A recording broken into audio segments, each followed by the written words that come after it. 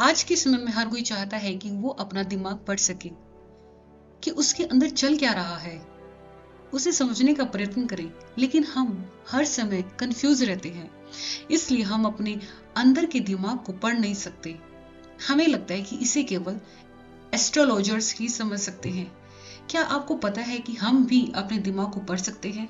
जी हाँ, हम भी अपने दिमाग को पढ़ सकते हैं, लेकिन आपको इसे सीखना होगा एक कहानी के माध्यम से। चलिए हम इसे एक कहानी के माध्यम से सीखने का प्रयास करते हैं। नमस्कार दोस्तों, स्टोरी एक्सप्लोरर में आप सभी का स्वागत है। कहानी है, एक बार बुद्ध अपने अनुयायियों के साथ एक नगर से दूसरे नगर की यात्रा कर रहे थे। यात्रा करते समय वे एक झील के किनारे चले। कुछ देर बाद वे सभी आराम करने के लिए रुके।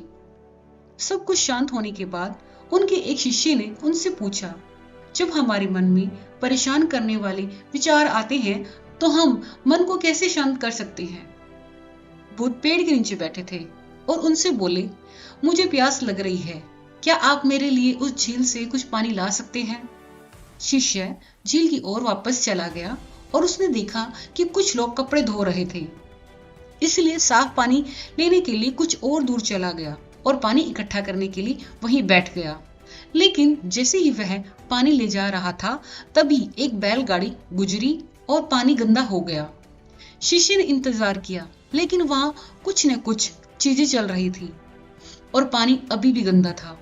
इसलिए उसने मन ही मन सोचा कि वह इतना गंदा पानी कैसे ले जा सकता है, क्योंकि वह पानी पीने लायक नहीं है।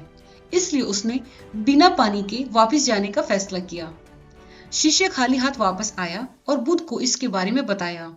1 घंटे के बाद बुद्ध ने उसे झील पर वापस जाने और थोड़ा पानी लाने के लिए कहा।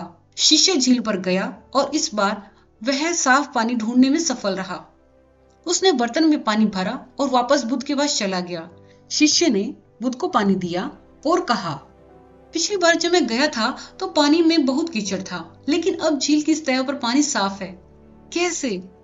बुद्ध ने उत्तर दिया, जब आप पिछली बार गए थे तो कीचड़ अस्त व्यस्त था और वह सतह पर पानी के साथ मिल गया था और पानी पीने के लिए अयोग्य हो गया था। लेकिन जब आप 1 घंटे के बाद गए तो कीचड़ अपने आप बैठ गया और पानी साफ मिला जो पीने के लिए उपयुक्त था। आपका मन भी ऐसा ही है, जब वह अशांत हो तो उसे कुछ समय दें और वह अपने आप ही ठीक हो जाएगा। आपको इसे शांत करने के लिए प्रयास नहीं करना पड़ेगा और समय के साथ आपका मन सहजता से शांत हो जाएगा। इस कहानी को अक्सर बुद्ध के जीवन से जोड़ा जाता है और यह दूसरों के विचारों और इरादों को समझने की उनकी क्षमता को दर्शाती है। एक बार उस समय जब बुद्ध जेतवन मठ में रह रहे थे, वहां एक भिक्षुक था जिसके पास कुछ अलौकिक शक्तियां थी। यह भिक्षु दूसरों के मन को पढ़ सकता था और उनके विचारों को पहचान सकता था। एक अन्य भिक्षु जिज्ञासावश और शायद संदेह की भावना से अलौकिक शक्तियों वाले भिक्षु के पास आया और कहा, मैंने सुना है कि आप दिमाग पढ़ सकते हैं, क्या आप अभी मेरा दिमाग पढ़ सकते हैं? अलौकिक शक्तियों वाले भिक्षु ने उत्तर दिया, निश्चित रूप से मैं ऐसा कर सकता हूँ। जिज्ञासु भिक्षु ने तब एक यादृच्छिक वस्तु, एक कमल के फूल के बारे में सोचा और अपना ध्यान उस पर केंद्रित किया। उसने मान लिया कि अलौकिक शक्तियों वाला भिक्षुक निश्चित रूप से उसके दिमाग को पढ़ेगा और उस वस्तु की पहचान करेगा जिसके बारे में वह सोच रहा था। लेकिन उन्हें आश्चर्य हुआ जब अलौकिक शक्तियों वाले भिक्षु ने कहा, आप कमल के फूल के बारे में सोच रहे हैं। जिज्ञासु भिक्षु चकित रह गया और बोला, हाँ, यह बिल्कुल सही है, आप वास्तव में मन को पढ़ने की क्षमता रखते हैं। अलौकिक शक्तियों वाले भिक्षु ने मुस्कुराते हुए समझाया, ऐसा नहीं है कि मेरे पास सभी दिमागों को अंधाधुंध पढ़ने की शक्ति है, बल्कि मैंने दूसरों के इरादों, विचारों को तब समझने की क्षमता विकसित की है जब वे शुद्ध और केंद्रित होते हैं।